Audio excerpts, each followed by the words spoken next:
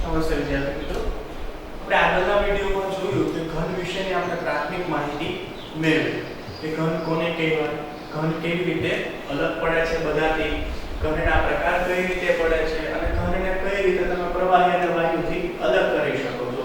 આ તો આપણે જોઈ ઘનની વાત. તો હવે ઘનમાં પણ આપણે અંદર ડીપમાં જોવાનું છે કે ઘનને બે પ્રકાર છે મુખ્યત્વે. બે પ્રકાર આપણે આગળના વિડીયોમાં જોયા હતા. ક્યાં ક્યાં? તો કે એક સ્ફટિકમય ઘન અને એક અસ્ફટિકમય ઘન. તો આપણે આ વિડીયોમાં આ સ્લાઇડમાં આગળ જોઈશું કે કઈ રીતે આ બેના ગુણધર્મો અલગ પડે છે, કઈ રીતે તમે આનો તફાવત આપી શકો છો. તમે આ વિડીયોમાં જે સ્લાઇડ તમને બતાવવામાં આવી છે આ તમારી ટેક્સ્ટબુકમાં પણ આપેલું છે. તો તમે ટેક્સ્ટબુક ખોલીને પણ અંદર જોઈ શકો છો. તો અહીંયા જે 8 વસ્તુ આપેલી છે એના ગુણધર્મો, 8 ગુણધર્મો સ્ફટિકમય ઘન અને અસ્ફટિકમય ઘન એમાં બંનેમાં અલગ અલગ છે. તો 8 રીતે તમે અલગ અલગ તારવી શકો કે આ સ્ફટિકમય ઘન છે, આ અસ્ફટિકમય ઘન છે. બરાબર? તો આપણે શરૂઆતથી જોશું કે પહેલો ગુણધર્મ છે આકાર. તો આપણે આગળ વાત કરી ગયા કે સ્ફટિકમય ઘન કોને કહેવાય. પહેલા તો ઘનનો આકાર ચોક્કસ હોય, પણ એની અંદર આપણે હવે સબટાઇપ જોઈએ છે કે અસ્ફટિકમય ઘન અને સ્ફટિકમય ઘન. તો આકારમાં શું કહી શકો તો કે સ્ફટિકમય ઘન છે એનો ચોક્કસ અને ખાસિયત ધરાવતો ભૌમિતિક આકાર હોય છે. એટલે કે જે સ્ફટિકમય ઘન છે એનો આકાર કેવો હશે? ચોક્કસ હશે, એટલે સ્થિર આકાર હશે. એનો ભૌમિતિક આકાર એક ખાસિયત ધરાવતો હશે, એમાં કોઈ ચેન્જ આવશે નહીં. સામે તમે અસ્ફટિકમય ઘનમાં જુઓ તો એમાં અનિયમિત આકાર હોય છે. આના ઉદાહરણ તમે જોશો તો આવશે એમાં કે અસ્ફટિકમય ઘનનું ઉદાહરણ શું થાય? તો કે રબર છે, કાચ છે, આ બધા શેના ઉદાહરણ છે? અસ્ફટિકમય ઘનના. બાકી આપણે આજુબાજુ જે આપણે વસ્તુ જોઈએ છે, લાકડું છે, એ બધું શેના છે? તો કે સ્ફટિકમય ઘનના છે. એનો આકાર કેવો હોય છે? ચોક્કસ હોય છે. ત્યારે અસ્ફટિકમય ઘનનો આકાર કેવો હોય છે? અનિયમિત હોય છે. હવે બીજો ગુણધર્મ જોઈશું આપણે ગલનબિંદુ. આ મુખ્ય છે, મેઇન ઇમ્પોર્ટન્ટ ગુણધર્મ છે જેનાથી તમે બંનેને અલગ તારવી શકો છો. તો સ્ફટિકમય ઘનનો ગલનબિંદુમાં શું આવશે? તો કે ચોક્કસ અને સ્પષ્ટ ગલનબિંદુ હોય છે જે સ્ફટિકની ખાસિયત છે. બરાબર? તો કે સ્ફટિકમય ઘનના ગલનબિંદુ છે કેવા હશે? ચોક્કસ હશે, ફિક્સ હશે. ત્યારે અસ્ફટિકમય ઘનમાં શું થશે? તો કે તાપમાનના ગાળા દરમિયાન ધીમે ધીમે ઓછું પડે છે. એટલે કે ચોક્કસ અને સ્પષ્ટ ગલનબિંદુ હોતા નથી. આ વાત આપણે એક ઉદાહરણમાંથી સમજી શકીએ કે સ્ફટિકમય ઘન છે, કોઈ પણ ઘન તો એનું ગલનબિંદુ માનો કે 150 ડિગ્રી સેલ્સિયસ છે. તો જેવું તાપમાન 150 ડિગ્રી સેલ્સિયસ થશે, સ્ફટિકમય ઘન શું થશે? ઓગળી જશે. જ્યારે અસ્ફટિકમયમાં શું થશે કે તાપમાનની એક રેન્જ હશે. ફોર એક્ઝામ્પલ, કાચ છે તો કાચને તમે જ્યારે તાપમાન આપો છો ત્યારે તમે એવું કોઈ ચોક્કસ તાપમાન નહીં લઈ લો કે એક સડનલી તમે 150 ડિગ્રી આપ્યો એટલે કાચ છે સીધો શું થયો? ઓગળી ગયો. એવું નહીં થાય. અસ્ફટિકમય ઘનમાં શું થશે કે ધીમે ધીમે પોચા પડશે. ફોર એક્ઝામ્પલ તમે લઈ શકો પ્લાસ્ટિક. પ્લાસ્ટિકમાં શું હોય? તમે એને સળગાવો તો એક સાથે મેલ્ટ નહીં થઈ જાય. મેલ્ટ એટલે કે ઓગળી નહીં જાય. પ્લાસ્ટિકમાં શું થશે? ધીમે ધીમે પોચું પડશે. પછી ધીમે ધીમે શું થશે કે પોચું પડશે, એનો આકાર બદલાશે ધીમે ધીમે, અને પછી શું થશે? મેલ્ટ થશે. એટલે કે અહીંયા તમને સ્પષ્ટ એક ચોખ્ખું ગલનબિંદુ જોવા મળશે નહીં. ગલનબિંદુની શું હશે? કે રેન્જ હશે. કે માનો કે 10 થી 50 ડિગ્રી સેલ્સિયસ ની વચ્ચે એ મેલ્ટ થવાનું એટલે ઓગળવાનું ચાલુ કરશે. કોઈ એક સ્પેશિયલ એવું પોઈન્ટ નહીં હોય કે જ્યાં એનું ગલનબિંદુ તમે કહી શકો. તો આનો મુખ્ય તફાવત છે કે ગલનબિંદુ છે એ સ્ફટિકમય ઘનના કેવા હોય છે? સ્પષ્ટ હોય છે, નિશ્ચિત હોય છે, ચોક્કસ હોય છે. જ્યારે અસ્ફટિકમય ઘન છે એના ગલનબિંદુ એક રેન્જમાં હોય છે. કોઈ એક જ ગલનબિંદુ એવું નથી હોતું કે એ ગલનબિંદુએ અસ્ફટિકમય ઘન છે એ સીધો ઓગળી જાય. તો આ તમે મુખ્ય તફાવત તારવી શકો. અને કોઈ પણ ઘનને જોઈને તમને એવો પ્રશ્ન પણ પૂછે કદાચ કે આ અસ્ફટિકમય ઘનનું ઉદાહરણ છે કે સ્ફટિકમય ઘનનું ઉદાહરણ છે, અને જો તમને એના ગલનબિંદુ ખબર હોય તો તમે કહી શકો કે જો સ્પષ્ટ ગલનબિંદુ હોય તો સ્ફટિકમય ઘન છે, અને જો અસ્પષ્ટ તો ટેમ્પરેચર તાપમાનની રેન્જ હોય કે અમુક રેન્જમાં એ ઓગળતું હોય તો એને શું કહી શકો તમે? અસ્ફટિકમય ઘન. ઓકે. ત્રીજું છે આપણું ગલન એન્થાલ્પી. આગળ બધા જો એમ જ સ્ફટિકમય ઘન છે એ ચોક્કસ એની ગલન એન્થાલ્પી હોય છે, ચોક્કસ અને લાક્ષણિક હોય છે. તો ગલન બિંદુ આપણે જોઈએ એના પરથી છે ગલન એન્થાલ્પી. એનું ગલન બિંદુ પણ એક ફિક્સ છે. એવી રીતે ગલન એન્થાલ્પી પણ કેવી છે? આની સ્ફટિકમય ઘનની ફિક્સ આવશે. જ્યારે તમે અસ્ફટિકમય ઘનમાં જોશો કે ચોક્કસ અને લાક્ષણિક ગલન એન્થાલ્પી હોતી નથી. એટલા માટે અહીંયા તમારી ગલન એન્થાલ્પી પણ તમે ચોક્કસ નહીં કહી શકો કે આ સ્ફટિકમય ઘનની ગલન એન્થાલ્પી આટલી જ છે. જ્યારે તમે સ્ફટિકમય ઘનમાં એ વસ્તુ કરી શકશો કે આની ગલન એન્થાલ્પી ફિક્સ હશે, ચોક્કસ હશે કે આ જ ગલન એન્થાલ્પી છે. બીજો એનો છે ચિરાડ ગુણધર્મ. ચિરાડ ગુણધર્મ એટલે મિત્રો બીજું કંઈ નથી, તમે એને કાપો કોઈ પણ વસ્તુને ત્યારે જે નવો આકાર ધારણ કરે એને તમારે કેવો આકાર ધારણ કરે છે એને શું કહેવાય છે? ચિરાડ ગુણધર્મ. આમાં નવું કંઈ છે નહીં.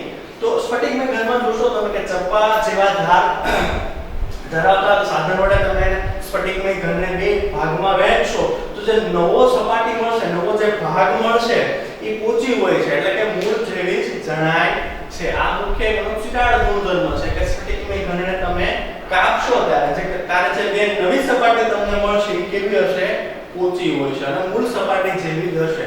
જ્યારે તમે અસ્ફટિકમય ઘનમાં જુઓ તો કે ચપ્પા જેવા ધારદાર સાધન વડે કાપતા બે ભાગમાં વહેંચાય છે, પણ નવા મળેલા ભાગોની સપાટી મૂળ જેવી ન હોતા અનિશ્ચિત હોય છે. આ એનો મુખ્ય ચિરાડ ગુણધર્મ છે. ફોર એક્ઝામ્પલ તમે લઈ શકો કે આખો બોર્ડનો ચોક હોય છે. ચોક શેમાં આવે છે? તો કે અસ્ફટિકમય ઘનમાં ચોકના તમે બે ટુકડા કરશો તો તમને બે નવા ટુકડા મળશે. એ સરખા સપાટીના હશે નહીં હોય, બંનેની સપાટી કેવી હશે? અલગ અલગ હશે. તો એને તમે સમજી શકો અસ્ફટિકમય ઘનમાં. જ્યારે ઘનમાં શું હોય છે કે તમે કોઈ પણ ધારદાર વસ્તુ વડે કાપો તો તારે જે નવી સપાટી મળે છે એ બંને કેવી હશે? તો પોચી હશે અને બીજું શું હશે? કે મૂળ સપાટી જેવી જ હશે. જ્યારે અસ્ફટિકમય ઘનમાં એવું નહીં થાય, મૂળ સપાટી જેવી ન હોવા કેવી હશે? અનિશ્ચિત હોય છે. પછી છે એનો સ્વભાવ છે.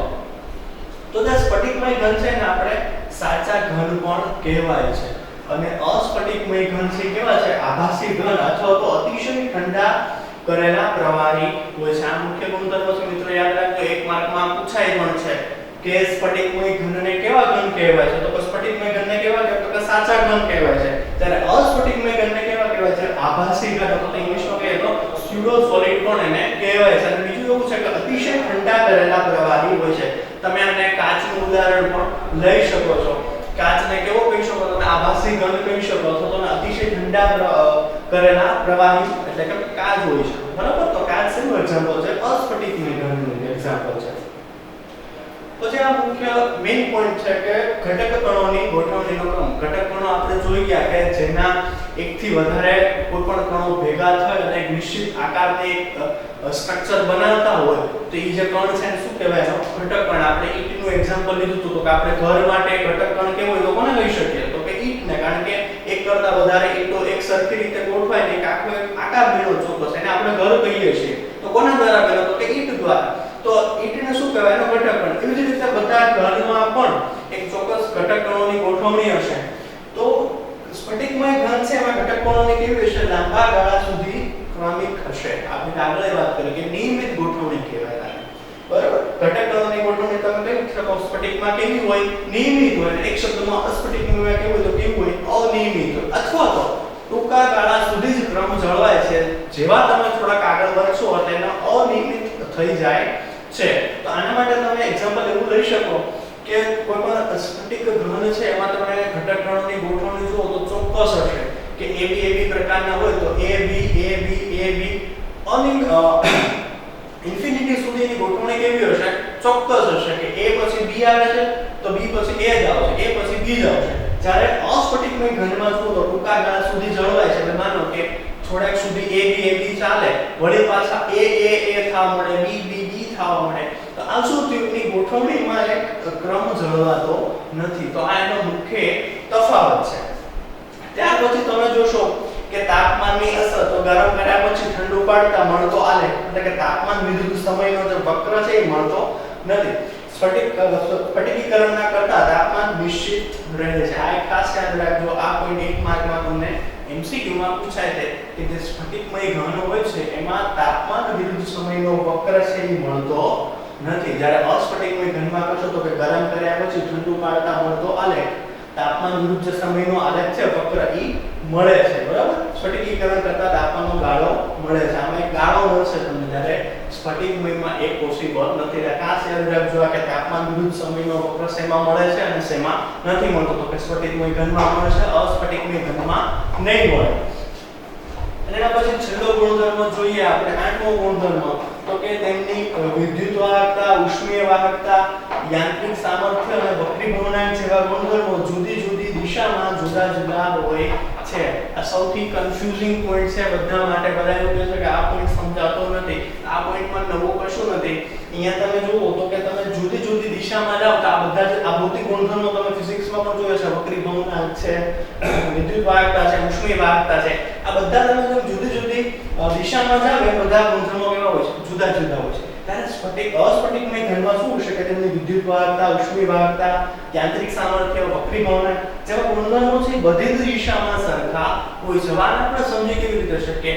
એક સિમ્પલ આપણે ઉદાહરણ લઈએ આનું. તો તમે કોઈ પણ ત્રણ તપેલા તો એમાં ત્રણ અલગ અલગ શાક મૂકો, બટેટા, રીંગણા અને કોઈ પણ એક ત્રીજું શાક બટાણા લઈ લેજો તમે. ત્રણે તપેલાને અલગ અલગ મૂકો છો તમે. તો હવે તમે કોઈ પણ એક તપેલામાં જોશો તો એકમાં તમને રીંગણા જ મળશે, એકમાં તમને બટેટા જ મળશે, અને એકમાં શું મળશે? ખાલી બટાણા જ મળશે. હવે એની તમે બીજી સાઈડ જોઈ લો કે અલગ એક જોયું તમે ઊંધિયું બનાવી નાખ્યું. તો ઊંધિયું બનાવશો તેમાં તમને એક તપેલામાં લઈ લીધું, તેના કરતા તમે ત્રણ તપેલા ભરશો તેમાંથી એક ચમચો લેશો તેમાં બધું હશે, બટેટા હશે, રીંગણા હશે અને વટાણા હશે. તો અસ્ફટિકમય ઘનમાં એવું છે કે તમે કોઈ પણ દિશામાં જાઓ ત્યાં તમને બધા ગુણધર્મો સમાન મળશે, કારણ કે બધાનું કેવું છે? એમાં મિશ્રણ છે. જ્યારે અસ્ફટિકમય ઘનમાં શું થશે કે બધી અલગ અલગ દિશામાં એના ગુણધર્મો અલગ અલગ મળશે. એનું કારણ છે એની ગોઠવણી, કારણ કે સ્ફટિકમય ઘનમાં એની ચોક્કસ ગોઠવણી હોય છે. તમે તમારી જાતે તે આવી રીતે એક ચાર ડોટ કરીને જોઈ શકો છો, અને ચાર ડોટ નીચે કરો. આ શેનું છે? તો કે સ્ફટિકમય ઘનની ગોઠવણી છે. અસ્ફટિકમય ઘનની ગોઠવણી તમે કરો તેમાં જોયું આપણે કે નિયમિત કશી ગોઠવણી હોતી નથી, ગમે તે પ્રકારની ગોઠવણી હોય છે. તો આ તમે જુઓ તો સ્ફટિકમય ઘન છે, આ છે અસ્ફટિકમય ઘન. તો ગુણધર્મોમાં જુઓ તમે તો તમે ડાબેથી જમણે જાઓ, અહીંયા આ ગુણધર્મમાં જુઓ તમને અહીંયા A, અહીંયા પાછું B હશે, અહીંયા પાછું A હશે, અને અહીંયા પાછું B હશે. સેમ અહીંયા હશે A B A B. તો ડાબેથી જમણે જાઓ તો શું મળે છે તમને? A B A B.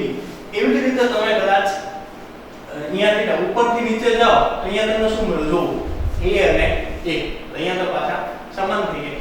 એટલા માટે અહીંયા તમે કોઈ પણ દિશામાં જાઓ તો એને ગુણધર્મો કેવા મળે છે? તમને જુદા જુદા મળે છે. ત્યારે અસ્ફટિકમય ઘનમાં જુઓ તમે કોઈ પણ દિશામાં જાઓ તો અહીંયા તમને A પણ મળશે, B પણ મળશે, A પણ મળશે.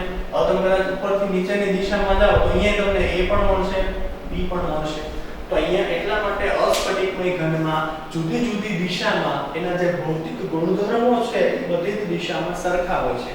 ત્યારે સ્ફટિકમય ઘનમાં એ નિશ્ચિત ગોઠવણીના કારણે, નિશ્ચિત રચનાના કારણે સ્ફટિકમય જે પદાર્થ છે, સ્ફટિકમય ઘન છે, તેમાં તેની વિદ્યુત વાહકતા, ઉષ્મીય વાહકતા, યાંત્રિક સામર્થ્ય અને વક્રીભવનાંક જેવા ભૌતિક ગુણધર્મો અલગ અલગ દિશામાં અલગ અલગ હોય છે.